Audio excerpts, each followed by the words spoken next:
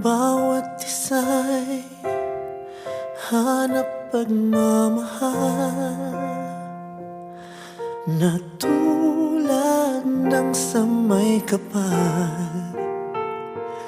Pagtanggap niya ay bukal. Kaya ngayon aking ilalaan sa'yo pag-ibig ko. Gusto kong ikaw ang pinagkamasaya, dahil ang iyong saya ay ligaya ko na gagawin na pinagkamasaya Pasko ngayon.